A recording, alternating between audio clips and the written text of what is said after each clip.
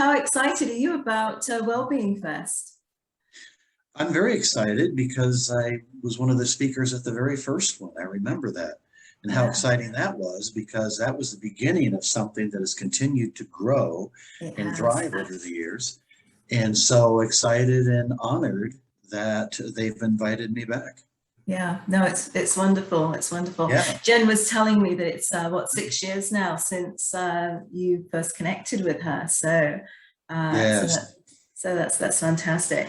So tell us a little bit about tell us a little bit about you and how you have come to be where you are in your life, and then let's talk a little bit about what you're going to be talking about, because I'm kind of curious. Well, I've been pretty much a spiritual entrepreneur most of my life, I suppose. Let's see, I started off in ministry, had a master's in counseling from University of Illinois, bachelor's from Purdue, attended seminary, also got a life purpose coaching degree in 1997 from Life Purpose Institute in San Diego, California. Wow, so that was early in the coaching. That was in the beginning, when really hardly anybody was doing coaching in Indianapolis. And I was doing some counseling at the time, and a friend of mine, Paul North, we saw this ad in Psychology Today about something called coaching. I said, well, that's intriguing. So we flew out because of the topic of life purpose, discover your calling. We went out there. I've been certified in that ever since then. But also since then, I've seen the whole coaching industry explode. It's almost like everybody's a coach, like everybody's a Reiki master, because when it's something good, people want to do that. That's right. That's right. But overall, I served that way. I had a not-for-profit for 5 years called Journey Spire International. And through that, we invited a lot of spiritual teachers to Indianapolis, which was fun during that time. People like Deepak Chopra and Michael Beckwith and Sean Corn and Julie Butterfly Hill. And so that was great. I was always trying to get people who'd never come to Indianapolis before. I always had this Hoosier pride thing, because back in the day, you didn't see teachers like that at all here. They would fly over, maybe Chicago, but it was East Coast, West Coast. Yeah. So back in the day when we did that, I found it very fulfilling. I've always dabbled in radio and TV ever since high school, college. Done some TV projects at WFYI, which is our local PBS affiliate here. Yeah. But I've had a radio show now for 19 and a half years on WICR, which is 88.7 FM. And we podcast that now. Excellent. But quietly, I said, during all that time, quietly, I've also served 17 and a half years as a hospice chaplain. So I've done all of that, kind of interweaving back and forth in and out of those things, as my dog is singing to us from the background. Welcome to the world of Zoom. Absolutely. Yeah, so that's what I've been doing. So a lot of speaking, a lot of coaching, and always involved somehow in media.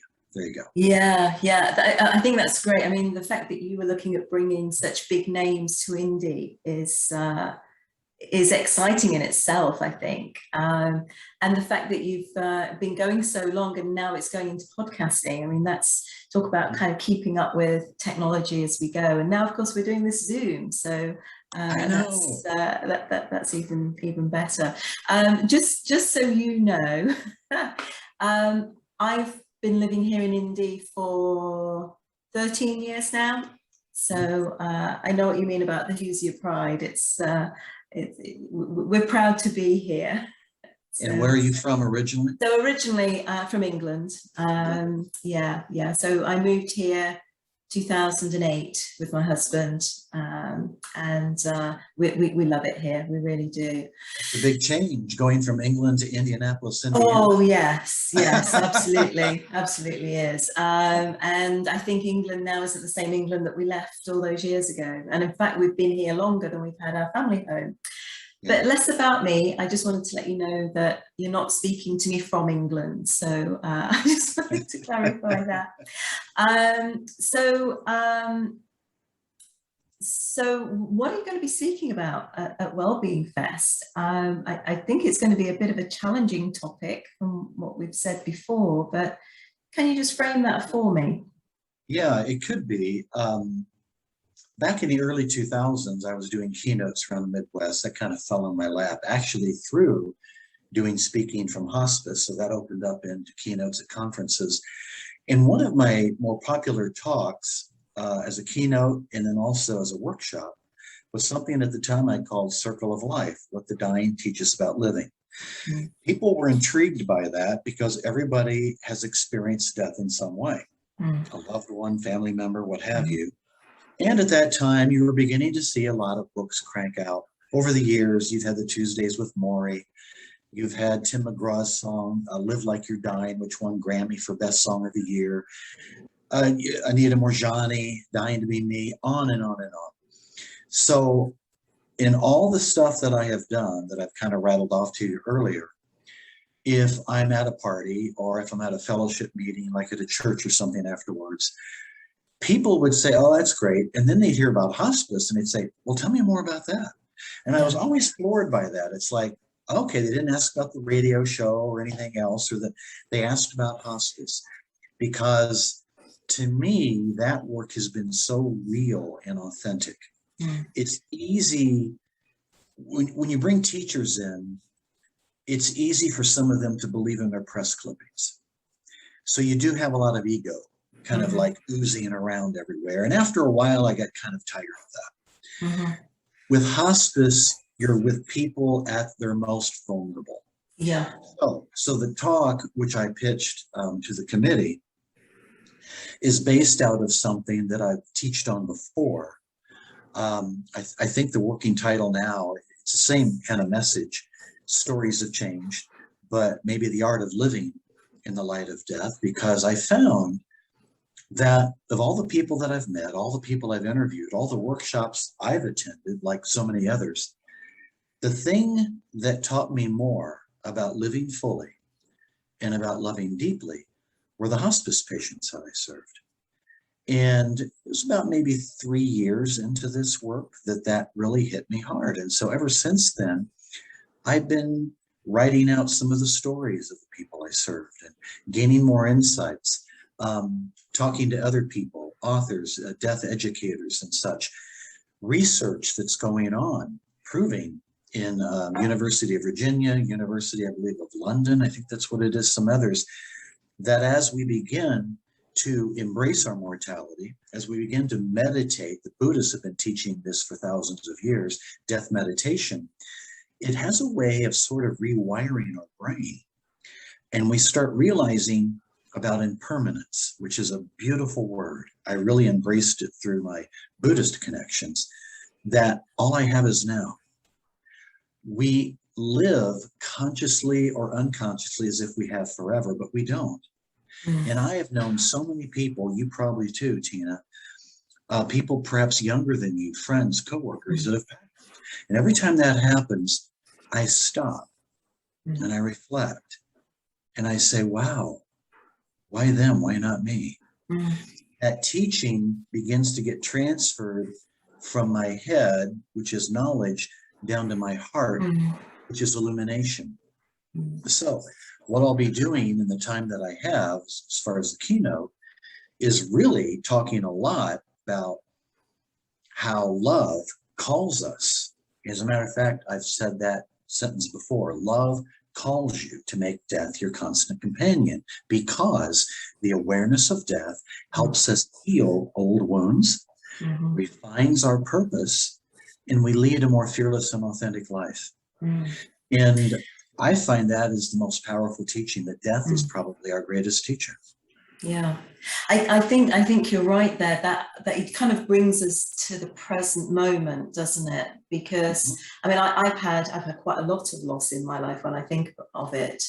The very first person that I experienced that kind of grief through was the loss of my great grandmother. I was 18 at the time, and I was actually at her deathbed. And that as a young woman was really profound. And I was extremely close to her. She helped raise me as a young girl. And it's quite something to go through that. But it makes you realize quite how much you can achieve in a lifetime. I think that was the learning I had from her. but also how fragile life is and how we are aware of our mortality in a way that the rest of God's creatures aren't. But when we focus on that, it kind of makes you really feel like you have to make the most of the time we have. Absolutely. Is that the kind of message that you'll be That's connecting exactly to people with? Yeah, it's not going to be about how to die, the dying process. It's not going to be anything like that. It's going to be like the quotes, which some of them I don't have in front of me right now, but Michael J. Singer in his book, The Untethered Soul, had a powerful quote about how basically death is our greatest teacher. On and on, you're hearing more and more people like that. One of my favorite teachers that some of our viewers probably don't even know if they're young enough, he died in 1998, but was Dr. Leo Buscalia. I did one of the last radio interviews with him before he passed away. Back in the 70s, he was known as Dr. Love, and he was the Wayne Dyer of PBS. Right. So, but even he said it's only when we embrace our mortality that we can truly celebrate life. And so in that spirit, that's what this message is going to be about. It's going to be very heartfelt, very inspiring, hopefully very practical, in helping people realize that right now, if they make a choice, they can start living more fully. It's like, I came up with these 3 questions. Here's the beautiful thing about knowledge and World Wide Web and everything else. Just when you come up or get a download of an idea and think, wow, that's great, then you realize, oh, someone here just said Buddha asked these 3 questions. And then I read somewhere that Jack Kornfield came up with these 3 questions. So whoever did, but this is an example of the talk. I won't probably give these 3 questions for the talk. But what I have learned is this, and I find this fascinating. In all the years that I've served as a minister, counselor, hospice chaplain, whatever, that's 35, let's say, years all total. And I have been with somebody while they could still communicate, but they were dying. They knew they were dying. I never heard anybody, not once, ask, do you think I should have built a bigger home? I never heard one person say, man, should I purchase that more expensive car or truck? Whatever, the things that we might think too much about or have worries, doubts, and fears and anxieties about. But I've heard everyone ask at least 1, if not 3 of these questions. And I'll share these and I'll encourage whoever listening to ask themselves these questions too. And this is where I thought it was mine, but maybe Cornfield's, but he probably got it from Buddha. So we're in good company. They asked, did I love well? Because people who are dying, and I've not been there, I've not had a doctor look in my face and say, Richard, I'm sorry to tell you, but that pain you've had, it's cancer, and you have 6 months or less to live. I have several friends who are still living with that right now. And so I try to learn from them, what's that like? But when you get that, and you work through the initial shock of maybe anger, maybe fear, tears, what have you, and you start coming out on the other side, and this is what some of the research has shown, all of a sudden, it gives people permission to say the things they've always wanted to say, to do the things they've always wanted to do, to be the person they've always wanted to be. So I've heard them ask, did I love well? And they started thinking about relationships many years ago. They started thinking about maybe even exes they might have had, or former girlfriends or boyfriends in their life, or maybe a child they haven't talked to in a long time, what have you. They start taking stock of those things. And that's when it becomes real that, oh my God, love is the most important thing in the world. Oftentimes we know that, but we don't really live it. We're caught up in our crazy, busy lifestyles. But I've heard them ask that question. The second question is they ask, did I live fully?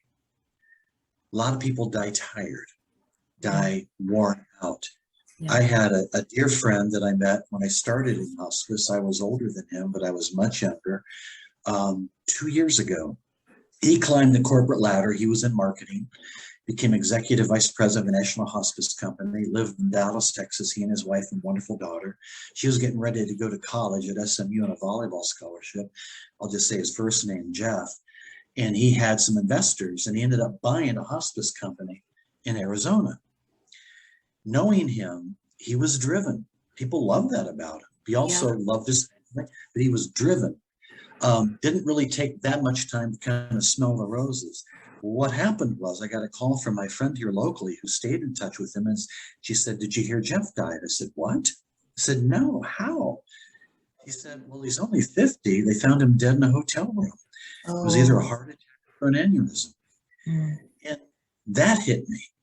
I immediately got to his Facebook page, because you never know if people are going to take him down or not. That's a whole nother story of how hard that is when someone dies. And I downloaded one photo of he and his wife and his daughter. And I'll look at it maybe once a month. And that's one of the exercises I sometimes help people do, is think about somebody that's passed and you have their photo. Look at that photo. Remember the times when you're with them. And now remember the times that they're not here anymore. You know, what is that like for you? Because that could be you as well. So, and then the last question, which when I used to do workshops a lot, especially for nurses and social workers and docs, they would always say that's the hardest question of all. Did I learn to let go? Let go of he did, she did me wrong 15 years ago. Letting go of what people think about us. Letting go of, you name it. And often when I say that, even now, I just realized I do it unconsciously. I open up my hands like I'm letting go. I'm not holding on to this steering wheel of life like I used to. But I've learned the hard way. I want to start walking lightly on the earth. And death, unlike any other teacher, has taught me more about the reminder to do that every day, as much as and as well as I can. That's so powerful. Thank you, Richard. That was so heartfelt. I appreciate that so much. And I think a lot of people in the audience are going to really connect with that everybody, like you say, everybody's gone through some form of loss. Yes. And it's hard and it can be so sad. But then what we end up with are those memories and those moments. And if we have enough of them, then I think it is a life well lived. But we get caught up in the day-to-day. We get caught up in the minutiae, the stuff that doesn't matter. Like you say, that letting go is, you know, not having that angst and anger and annoyance and all those things. But yeah, living through it, I think, is well, it's easy. Going to help. It's easy to get caught up in it all. It's easy to get caught up in this, I don't know, I hate to call it the rat race, but even in holistic work, ministry work, spiritual teaching work, it's easy to get caught up in the hecticness of it. And what I'm hearing people say now, and a lot of times when I'm on Facebook and I make posts intentionally, because I want to see how people react to those posts, if it's really hitting home with them. And oftentimes the posts that I make that center around what we're talking about now, or about slowing down, about a simple lifestyle, about do remember to breathe, and enjoy life around you. Everybody responds to that. And it's amazing. I wrote something, a very quick thing on Facebook, and it says, my years of service as a hospice chaplain has reminded me that life and death are part of the same coin. Death is my partner, a constant companion that serves as a wake-up call. Pay attention, it whispers. This is your life. How shall you live it? And so when I know of somebody who is in a place where they know they're going to die, now, of course, it's easy to do that with some of the hospice patients that I serve and can communicate. But there's some people I know that I'll sit with maybe once a week because I want to learn how they're handling this. Adam Hayden is a young guy in his 30s who lives in Greenwood, Indiana. And for 4 years, he's been living with a grade 4 brain tumor. Now, with grade 4 brain tumor, you don't live even a year. They didn't give him that long. But he's lost weight. He's had seizures. He's just now working a little bit. He's got 3 young boys. His wife's a full-time occupational therapist. But he's made kind of a name for himself because with the health that he has, he wanted to send a message out to healthcare professionals. So his message was twofold. To healthcare professionals, like when he went to Stanford University Medical School, flew out there, his message was, please bring more humanity into healthcare. We're people, we're human beings. We're not, patients or objects or what have you. Numbers. Yes, to people like us, his message is what my message is going to be, and that is live now, live today, hug today, tell that person today you've loved. You might say, well, I just did it last week. Do it again, because you never know how long you have. Mm-hmm. So people like that, I will reach out to and want to sit with again, because they can be the teachers that can help change. Fantastic. And what do you think the relationship to the COVID epidemic? I mean, so many people have suffered loss of loved ones, family members, friends as a result of that. Are you seeing a little bit of a sea change where people are kind of stopping and asking those questions about, is this the life that I want? Is this the career I want? Is this job that I hate what I want? Exactly. Are you seeing some of that coming because of what we've been through in 2020? Absolutely. You could almost say COVID kind of represented death. Not only physical death, it represented death of income, death of jobs, sometimes death of relationships. Mm-hmm. I heard someone say, I don't know if it was David Kessler, another grief expert, but I so agreed with their insight. And they said, no matter where you go in the course of this day, a grocery store, drugstore, what have you, guaranteed everybody is going through some kind of grief of some sort. The death of a dream. Yeah. So COVID comes along, and it was hard. And so a lot of national teachers, I know, especially towards the end of the year, January of this year, they were doing national Zoom bereavement services for people to join, to help grieve together. Again, not just if you've lost someone physically to death, but we've died in so many ways. There are people whose dreams have died. I know my intention last year was to launch my speaking full-time and my coaching and all that other stuff. But I remember, we all remember when that first hit hard, especially in March, everything stopped. I mean, I remember driving on the road in Indy for the first week when it came down hard and heavy, hardly any traffic on the roads. Everyone was home. So we can use that as a wake-up call. And I think, as you said, a lot of people are doing that. Some nurses are not going back to their jobs. Teachers have been hesitant to want to go back. Now, some of it is because of COVID, but it's also caused them to stop and say, well, wait a minute, did I really love what I was doing? Or was I doing it, was I sacrificing my passion for a paycheck? Yeah. So part of what I'll weave into this keynote is a little bit of life purpose stuff too, from my coaching. Because it wakes us up for us to refine our purpose in life, to say, is this really what I want to do? Asking those big questions. And to squeeze every bit of juice out of life that there is available. I think that is something that we're starting to see now coming out of the pandemic, is we want to get back to some kind of normality, even though it's going to be a little bit different, but being able to go out into the world and love more, hug more. My kids live in the UK still, and I've not seen them for 2 years, and I'm going back in December. And I've said to them, guys, be prepared for lots of tears, lots of hugs, sloppy wet kisses, and I don't want any eye rolling. So, so that's what I'm looking forward to the most. And you're right. It's been a harsh year, I think, for so many, and feeling lost in so many ways. But also, like you say, a wake up call, an opportunity now to live life on purpose in a much stronger way. Yeah, whether it be that scene from Dead Poet Society, one of my all-time favorite movies, where Robin Williams has the people looking in that glass case, and that's where the phrase carpe diem comes out, seize the day. Or one of my former board members who passed away 7 years ago now, at 82, Sister Judian. She was like a surrogate mom to me. She was a nun, had a master's in nursing. She was an outrageous nun. She loved men. She launched a holistic healing place, Namaste Healing Center in LaPorte, Indiana. She was the one that was close to Deepak and Rita Chopra and travel with them. So it was through her we had the connection to finally bring him to Indianapolis. But Judy said something very simple and very profound. She said to me once, Richard, wouldn't we have peace on earth if we all just lived Namaste?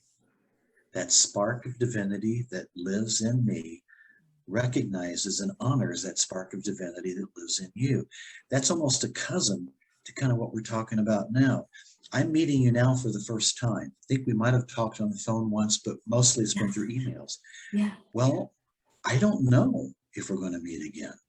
I'm going to trust I'm going to be there in November. But I've learned the hard way that literally every moment, every day is a gift, like Eckhart Tolle was trying to teach us. It really is present moment living. And if we can do that, we show up more purposeful. And more authentically as well. More authentically as well. Exactly.